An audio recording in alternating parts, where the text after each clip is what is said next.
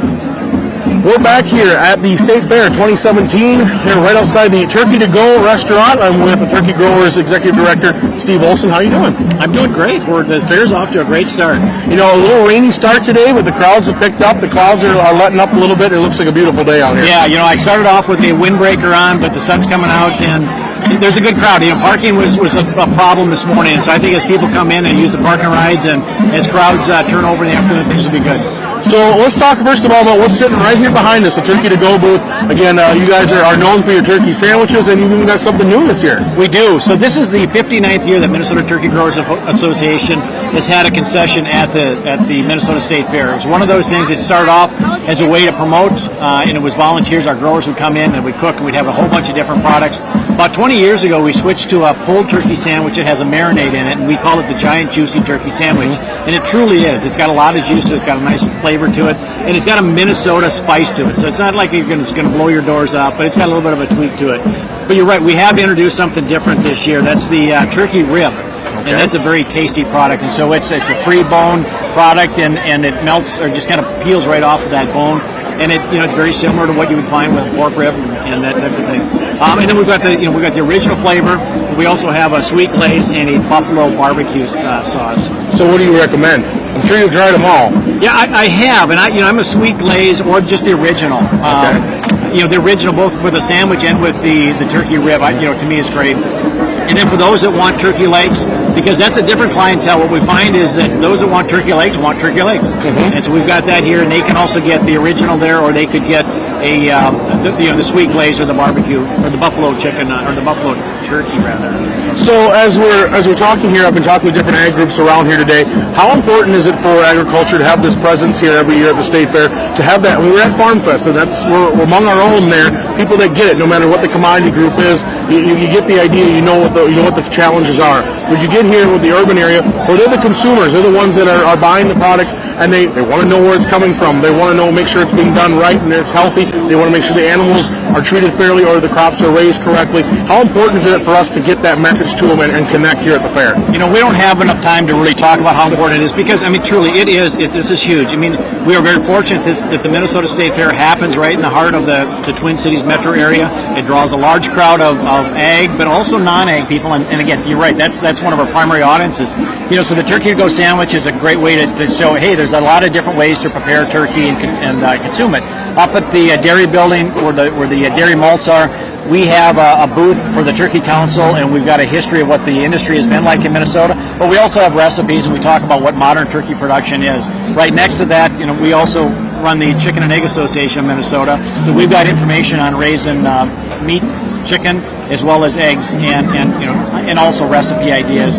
Across the street over at the Miracle of Birth Center, they've got a whole host of information on what it takes to raise animals, and from that raising up to from birth all the way through.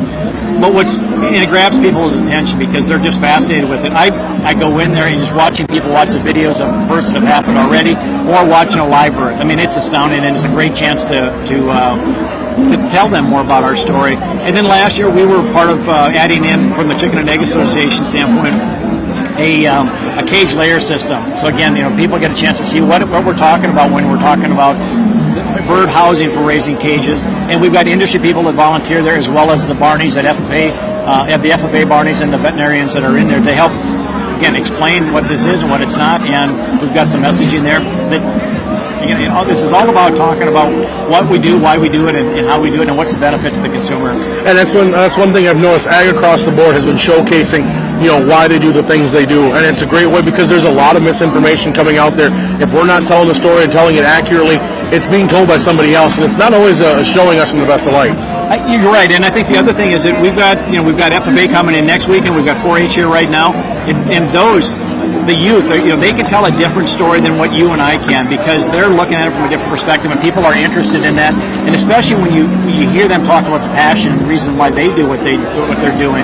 And the State Fair has done a nice job of making sure that they stay true to their agricultural society base. And so we've got the BA booth and the MOO booth and the OINK booth that, again, give people that information they need to know about where their food comes from. And we talked to some people who are astounded, people that have said they've gone to these little meetings and stuff, and kids are asking, why is my food being treated with this antibiotic or maybe this vaccination, kids are asking questions that even adults 5-6 years ago wouldn't even have thought of asking.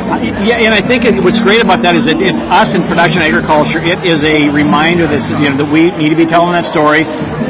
But they're genuinely interested in this, and so are we. We've got a lot of commonality in that we both want to have safe food. We both want to have affordable food, and so it's a matter of listening to their question and finding out why they're asking that question. And most of the time, they don't have an agenda; they are just curious. And so it's a matter of giving them the information that they need that says, here's why we do this, or here's why we do that. And you also mentioned, FFA coming in next week. FFA helping out there at the Miracle of Birth Center. I know you're still heavily involved with the FFA organization. Tell us a little bit about what's going on there on that front. Yeah, again, from both 4-H and FFA, this is a great venue for those youth that have been working on projects throughout the year. This is kind of their culmination. I mean, they have to earn trips to come to the state fair, and as we look at it, that's the future of future workforce for us. But it's also very important in telling that story of production agriculture. And I had a chance to run into some of the Gopher football team yesterday, and so we had a conversation with them, and a couple of those folks were still undecided as to what their majors are. And I said, even the ones that had decided, I said, whatever your career interest is, we've got a job for you in agriculture and more importantly, the poultry industry. Of course. Yeah. And it was a great way